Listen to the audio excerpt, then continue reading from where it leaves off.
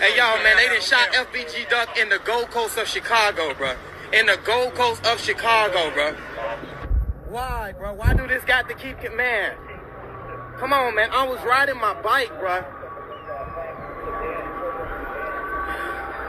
Man, this crazy, y'all.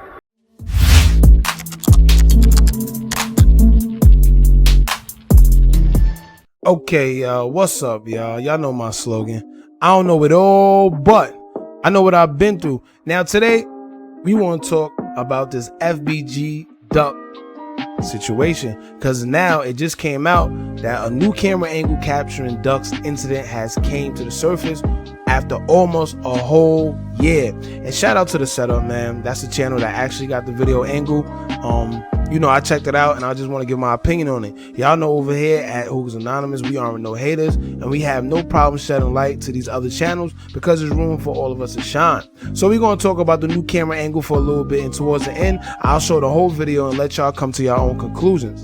Alright, now don't forget to like, comment, share, and subscribe. Hit that bell so you're notified every time we drop new content. And I swear,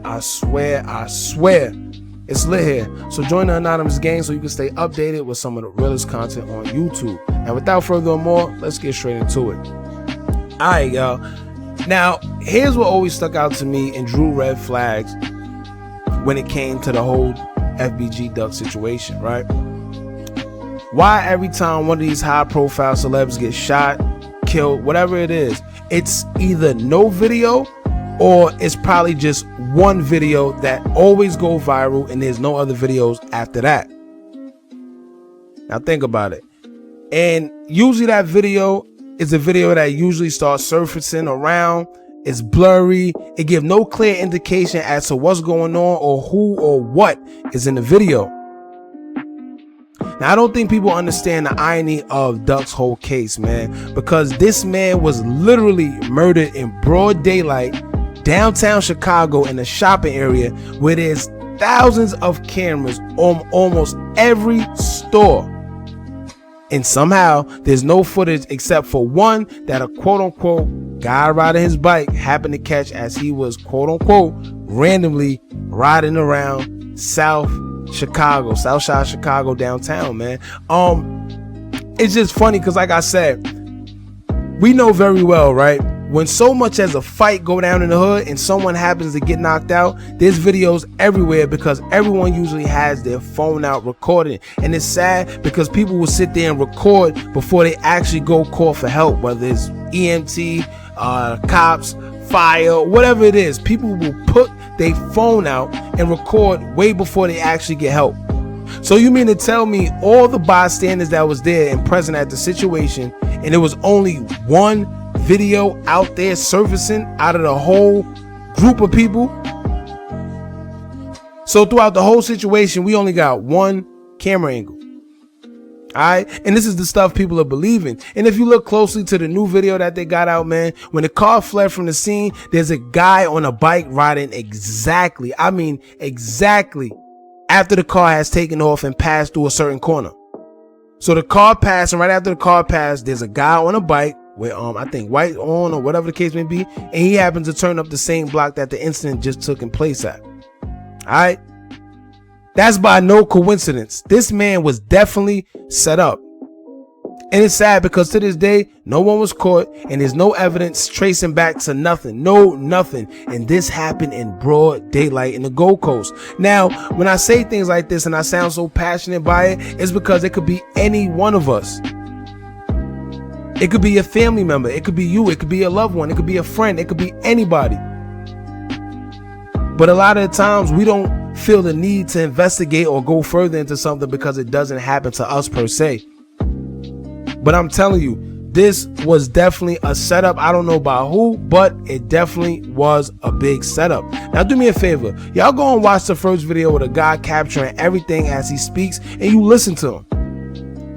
And matter of fact, I went to go look for that same video, you know, the whole long video with a guy sitting there and he was capturing the duck on the floor and on the ground, and he's talking, he sounded so hysterically or whatever the case may be. Go look at that video.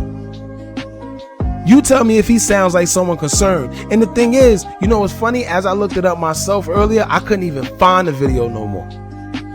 The video that was uploaded, I can't even find it no more. But guess what? I covered the FBG Duck story first before, and I got the video. So what I'm gonna do is I'm gonna actually post it and pin it in the comments so y'all can check it out yourselves. And then what I want y'all to do is try to go look for that same video on YouTube, and I bet you it's not there no more. These be the red flags that y'all need to check out. When they start posting and deleting videos because people start being aware of what's going on, that's a red flag. When they start pointing holes in their lies and finding inconsistencies and flaws in their stories, these are the things that we need to point out. But back to the story, right? Listen to the guy, right? When you watch the video, listen to him. Does he sound like someone that's concerned? Or do he sound fake? Or he sound like he's acting? All he kept saying to the police was, listen here, come on now, listen here, you listen to me. That's all he kept saying. It all sounded like he didn't know how to sound concerned. You know when somebody is trying to show genuine emotion, but they can't because they have no ties, no real emotional ties to the person or the thing that they supposed to, that they supposed to feel emotional towards. You can't fake emotion in real life situations. This ain't the movies. And another example of a rapper who was killed in broad daylight and no proper footage was presented. Nipsey Hussle. He died right in front of his store that was connected to a bunch of other stores because it was in a shopping area, and somehow there was only one video that was put out there. How? What happened to the store camera that was connected to Nipsey's store? That would show everything up close and personal because he was in front of his store. What happened to the people who love recording on their iPhones? What happened to their footage? What happened to the footage that's connected to all them other cameras and all them other stores that's around? What happened to those? But once again, we living in a time where everything is just happening back and back and back and back and back and forth. So one thing may happen today, but we be so distracted by the next thing that happened because tragic events is striking day after day after day. Every time you turn around, somebody's dying or getting arrested. There were so many flaws in Duck's case that it's not even funny. But being that, like I said, we're living in a time where so much tragedy has happened back to back, we are being highly distracted. So it's borderline impossible to sit and focus on one thing and try to connect the dots because tragedy after tragedy is upon us. And the elites know that. First they told us it was 2 cars, right? Then they said it was 1 car. Then they told us his suspects was so close to him and even managed to dap him up. You know, the person that was a suspect seemed like he actually knew him. A witness that was there said the guy that was up close and personal that actually was the one that fired shots at Duck was the one that was so close to him he thought that he knew the guy. They was friends. So which one is it? And before y'all sit here and call somebody a conspiracy theorist, right? And y'all put y'all trust in the news and whatever the news say, just remember that these are the same people that told you Lil Reese got shot in his head and was in critical condition. Whole time, Lil Reese said he was just grazed in his eye and in his lip, and that was it. So as we already know, the news isn't a credible source for us because they are a part of the propaganda. And another question is this, right? Who is the people that Duck was actually with? To this day, that's another question that has yet to be answered. Now, I can't officially say that the people who Duck was with that day had something to do with it, but according to the people who are closest to Duck, right? The people that know him best, the people that was with him almost every day, none of them seem to know the guy and the girl that Duck was with that day. Isn't that strange? So you mean to tell me his closest friends can't even identify the people he was with? That's strange to me. That's a problem. Then Reggie's so funny. I think that's his name. The Reggie guy who does the funny skits on Instagram. He did an interview, and it's on YouTube. He said he was a close friend of Duck as well, and he also said a lot of the story just doesn't make sense. The way Duck was moving, he said Duck knows how to move, and the way that they said he was moving does not make sense. He knew better than to move how he was moving, to be on the Gold Coast with nobody, to be riding in a car that wasn't tinted. Reggie said he'll never ride around with cars that has no tints in it. And it makes sense, because usually most of the top ops and people in Chicago, when they move around, is usually in something fast with tints on it. That's law. So it's a lot of things that just doesn't make sense, man. Now, let's also focus on the mystery guy that I was just talking about that claims he was riding his bike when the situation happened. If you remember correctly, during the video, he said he didn't know who it was at first when he rode the bike, until he looked up and realized it was FBG Duck. Now, if y'all watch the video, and like I said, I'm gonna post it in the comments, watch the video closely. It's no way somebody's dying, laying there, just been shot, or whatever the case may be, and you riding past and you looking and you say, oh, that's FBG Duck. Oh my God, y'all, that's FBG Duck. That sounded so fake, man. Then suddenly he claimed that he was in the same room as Duck, right? Now, I'm not the smartest man in the world, because he kept saying that. He kept saying, oh, I used to be in the same room with this man. I shared the same room with this man. How? What room did you share with him? The people closest to Duck said they don't even know who that man is neither. Just like the man and the woman. So how was you sharing the same room with Duck? When? Why? How? But I got a theory, right? My theory is this. That statement he said, I was in the same room as Duck, that statement is a code word for something. Because he kept saying it. I was in the same room as Duck. I was in the same room as Duck. What room was you in?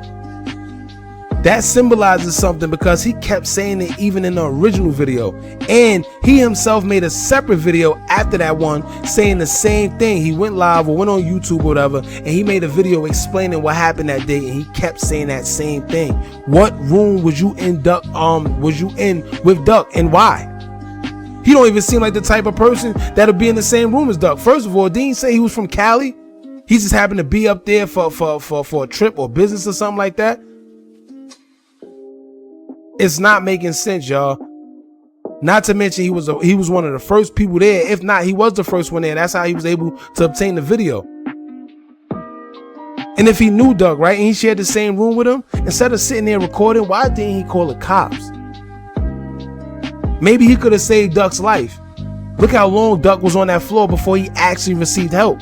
Look how long he was there even when help arrived. Look how long he was still on the floor. And with all that going on, they said that he was still alive when he got to the hospital, but he died in the hospital. It goes deep, man. So instead of recording, if he would have just called for help initially, instead of recording and talking all this yah and going back and forth with the police, maybe Duck would be here with us still to this day. And I don't even know how I feel about saying that, because to be honest, him passing away in the hospital was no surprise to me. And that's another subject in itself, because a lot of these Chicago dudes have got shot and was still alive up until they got to the hospital. And I think people need to personally look into that too. That's another subject that we need to talk about, because Chicago PD has been proven to be shady already in the past. Why wouldn't the hospital be not be shady neither? Why wouldn't EMT not be shady neither? There's a lot going on, man, in the city of Chicago. And I think we need to look into it. But as far as this Duck situation, this new camera angle, y'all let me know how y'all feel about the new camera angle. Does it help with anything? What do you think about the guy on the bike? Is he telling the truth? Is he a suspect? Shout out to the setup and their channel, man, for this video footage. Just shout out to their channel, period. All right. I appreciate y'all checking out this video, man. Don't forget to like, comment, share, and subscribe. Hit that bell so you're notified every time we drop new content. And remember, as long as y'all keep on watching, I'm going to keep on dropping. And I'm out.